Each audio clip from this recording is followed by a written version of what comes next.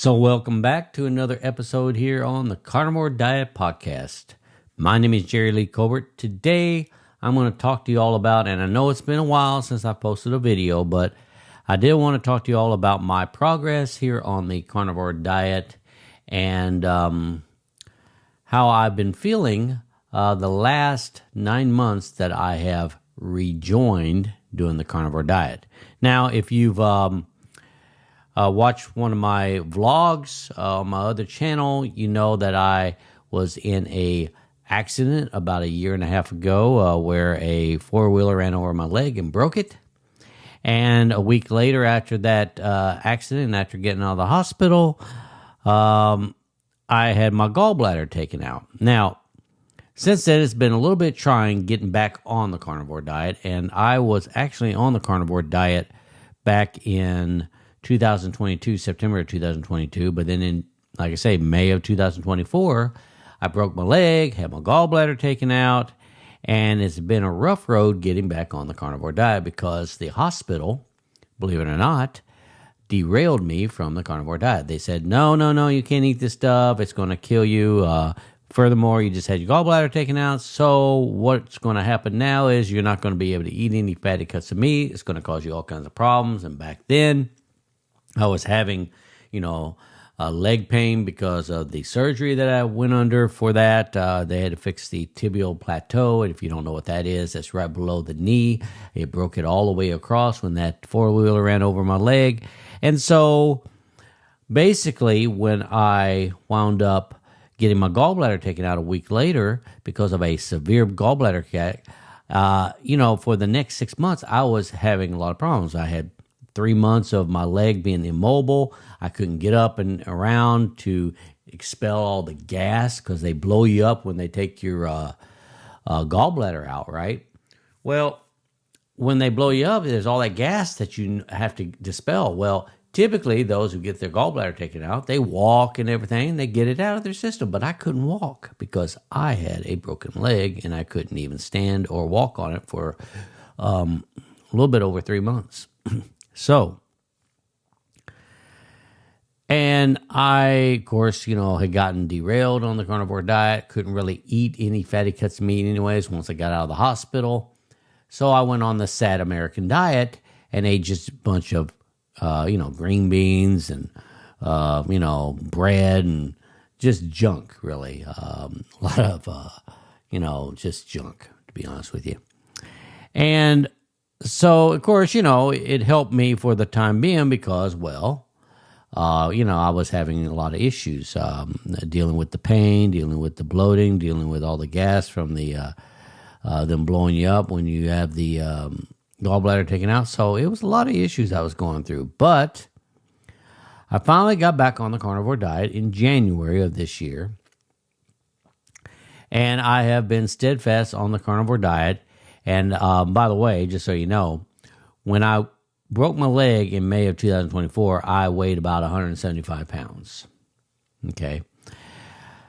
When I got derailed at the hospital and wound up eating the sad American diet after the hospital visit for that 6 months, I wound up gaining from 175 all the way up to 210 pounds when I restarted my carnivore diet in January.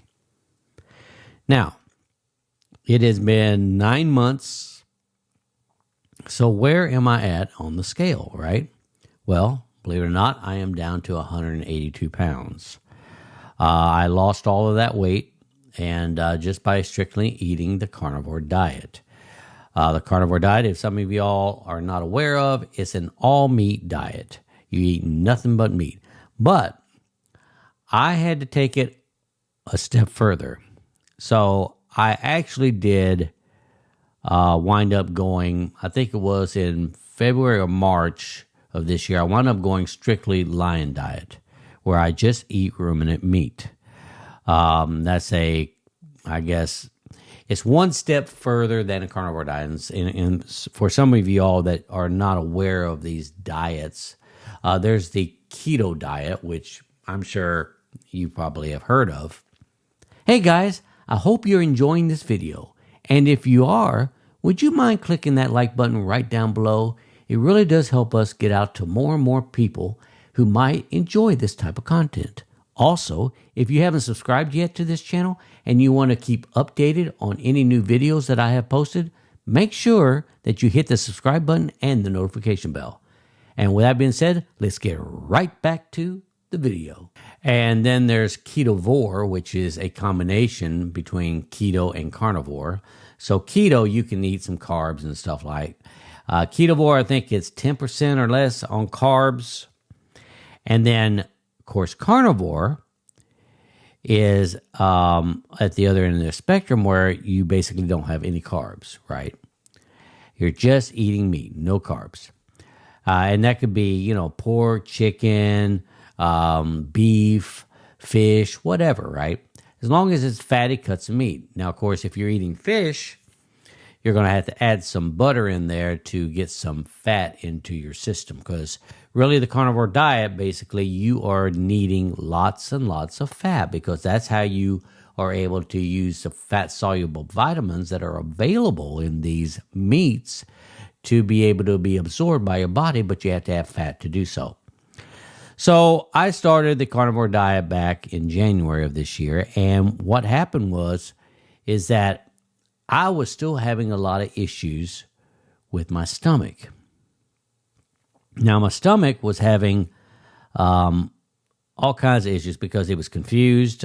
When I did some research on it using ChatGPT, I found out that when you have a gallbladder taken out, the bile from your liver is just dripping constantly into the lower intestines instead of in the gallbladder sac where it usually concentrates it, right? And so without the gallbladder, my stomach was getting confused by the dripping of the bile. And so it was sending all kinds of mixed signals to my stomach. Of course, it's, dripping in my lower intestines, but it's giving mixed signals to my stomach, which was causing me to have some pressure right in the upper abdomen. And, right around the stomach, probably right in this area right here. And it was causing a lot of pressure, and it was almost like I still had a gallbladder. I was still having the same kind of gallbladder attack without a gallbladder, and it was confusing me. I was like, well, what the heck? I'm eating this carnivore diet now. I'm eating eggs. I'm eating, I love pork steaks. And so I was eating this stuff, and I was eating 1 pound or 2 pounds of it, right? And man, I was keep getting these attacks, and I'm like, I'm on the bed trying to get comfortable. I'm doing all this number, trying to wiggle around, trying to get comfortable, and all this pressure right here, and it was radiating from my front all the way to my back, and I'm like, what is going on? I don't understand. I don't have a gallbladder anymore, right? So I did some research, and come to find out, because one of the episodes that I had, I wound up throwing up, but it was more like spitting up, sort of. I had to expel the contents from my stomach so I could get some relief because it was just sitting there. It wasn't doing anything. And when I spit it up, I realized I did not have no acid. When you throw up, you typically feel a little burning sensation in your throat. You feel that little acid taste in your mouth, right? Well, all I felt was just spitting up that food, and it came up, into the toilet and everything, and I didn't feel no acid. I'm like, well, what's going on there? So I plugged that into ChatGPT, which, by the way, is my assistant.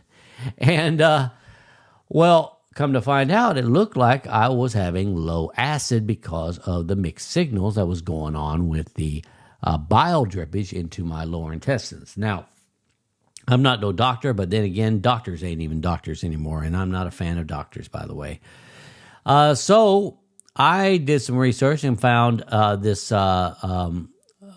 supplement called betaine, I think it is, HCI or betaine or something like that, with pepsin in it. And what it's supposed to do is when you take this stuff, you're supposed to take a pill, and then if you don't have no burning sensation after your meal, then you up it to 2 pills. And you up until you finally get to a burning sensation, then you back it off 1 pill, right? And you take that for a certain amount of days until you feel a burning sensation. And what it's doing is re-energizing your stomach to produce acid like it's supposed to be doing in order to digest the food, which was just sitting on my stomach. So when I'd eat in the morning and then eat in the evening, because Dr. Chafee had said that when you have your gallbladder taken out, you probably can't do like you did before, which is eat 2 pounds of meat in one meal, which I was doing 1 meal a day prior to breaking my leg. And so what I did was I was on 2 meals, but I was eating in the morning and then I was eating in the evening, but that food in the morning was never digesting. It was just sitting on my stomach. So when I ate the other meal in the evening, it compounded the issue and caused me to have a bloated feeling and a lot of pressure, which was causing me to have those attacks again. Well, that wasn't any good, right? So I said, what am I going to do? What is a Jerry going to do? So I found that medicine, took that medicine along with the digestive enzymes I was already taking, and it wound up helping me regain my acid in my stomach, and until I was finally able to get off of the betaine. And of course, I went to the VA. They sent me to the specialists and stuff, and they're still confused. They wanted to run a scope down to my stomach still, but by the time I got that appointment, by the way, most of my problems with my stomach had gone away. They're still going to run a scope, I think, in November. VA works a little slowly. But, I was having lots of issues with my stomach.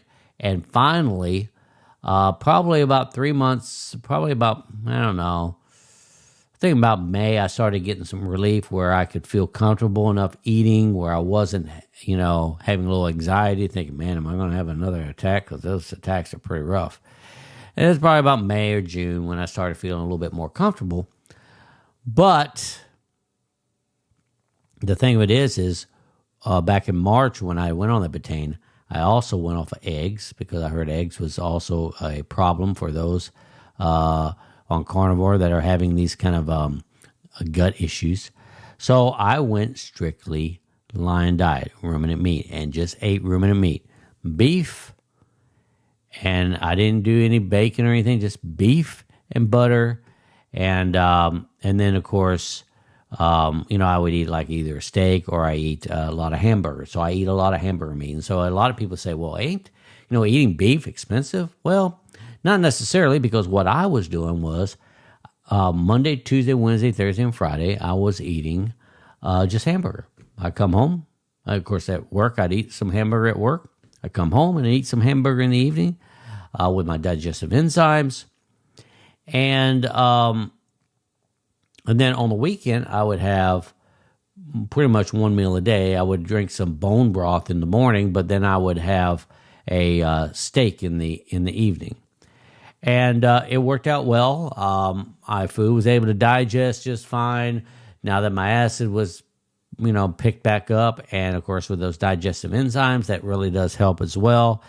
So today, here we are in September, and I have actually forgotten to take my digestive enzymes a few times this month, and it really hasn't caused me any issues. I've been able to eat a pound of meat in the evening, and just fine. I feel a little bit of a burning sensation, just a wee bit, maybe a little bit of pressure going to my back, to my center of my back. But another thing I had started doing was to help my digestion. A couple months or so ago, I started walking. That's right. I started walking because I found out that when I eat that meal in the evening, to help my stomach digest it better, instead of just sitting down and slouching in my chair, and I would do what? I would walk for 10 minutes. That's what I found out when my research is that after I finish eating, if I walk for 10 minutes, that helps my digestion better. And it did work. I think I started that 2 or 3 months ago.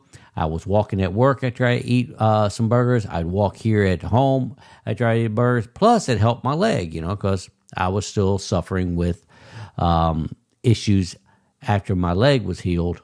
Just a quick break here. But if you are enjoying this content, make sure you hit that like and subscribe button down below. It really does help this channel get out to more and more people. And now, let's get back to the video. With my knee, stiffness, weakness in my left leg. So by walking, it was killing two birds with one stone. I was able to walk further. Plus, I had a upcoming trip that I just got off of to Florida for a business trip that I knew was coming up. So I knew there was going to be lots of walking during this conference. So I wanted to get that walking in. So about 3 months ago, I started walking. And I got up to about 5,000, 6,000 steps a day. And like I said, I'd walk in the morning, walk in the afternoon. And it really did help my digestion, right? And then I got to where I would not walk after dinner and found out that my food digested just fine. So I think by doing that regimen, the betaine and then, of course, the walk-in and stuff and going just to ruminant meat fixed my gut issues because, I mean, like I say, occasionally I'll have a little bit of burning, little wee bit of pressure, but nothing really, really bad, nothing that I can't handle. And I just go for a walk and it's fine, you know. So now I, went to this trip last week. I just got back. It was from Monday till Friday. And I went to Florida for this conference with Hilton. And it was a lot of walking. And my leg still has a lot of pain in it, my knee.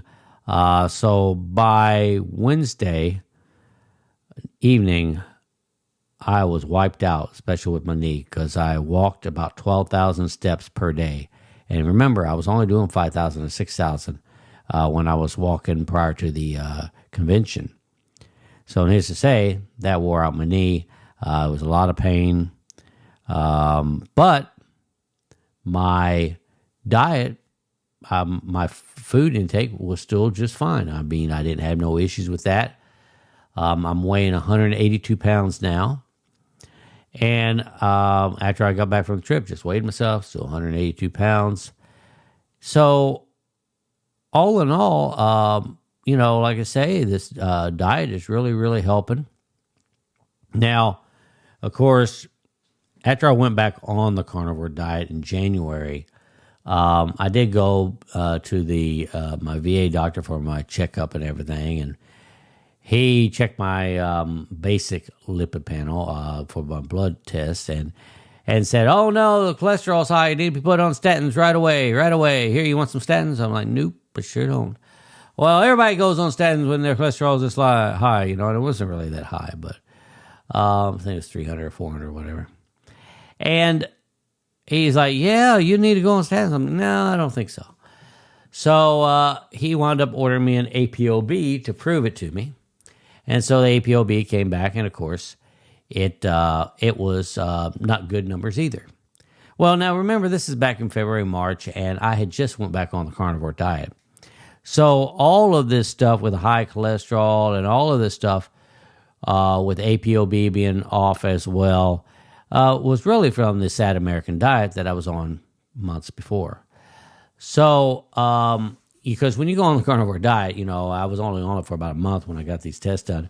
It just doesn't happen all of a sudden. Oh no, I'm intaking, beef and butter. Now all of a sudden, all that cholesterol is going in my system and it raises your cholesterol. That's not how it works. Your body makes cholesterol, but I digress. We won't go into that. But so, he ran this APOB test, and I said, "Hey, I want an advanced lipid panel because that's going to give me a better indicator of how my cholesterol is. Is it good cholesterol, bad cholesterol that's raised? What is it? Is it fluffy particles or not, with the LDL?" Well, he didn't want to do that. He said, American Heart Association, I just came back from, and the American Heart Association says if your cholesterol, total cholesterol is at this level, you need statins, and that's the end of the discussion. Advanced lipid panel won't prove anything. That's only for research. And I'm like, no, it's not. And he said, well, I'm a doctor. I know what's best. And so, we went down this little rabbit hole where I wound up having to order my own advanced lipid panel through Quest Diagnostics. And when it came back, it pretty much showed what I expected. My cholesterol, by that time, I think it was May, by that time it had come back.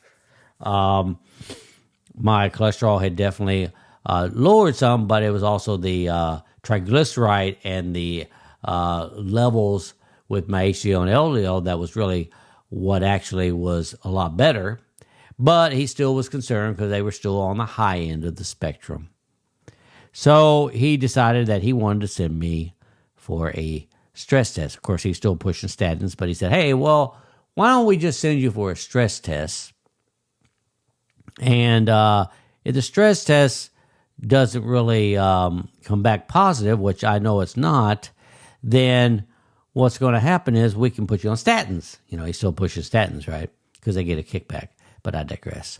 So I was like, all right, fine, whatever. Go ahead and do the stress test. So about 3 weeks ago, I went to the doctor. Now, because I live 50 miles outside of a VA hospital, they have what's called a community care network, which will have me see a doctor close to me here in Waverly / Dixon area, and have me go see a doctor close to me, and then I can, have that stress test done, and then they'll send the results to the VA. Well, remember what I said, VA works a little slowly. So I finally got the stress test about 3 weeks ago, and I went down here in Dixon and done the stress test, and they were quite impressed that it was taking a long time to get my heart rate up because I had been walking, remember. I had been building up my tolerance, so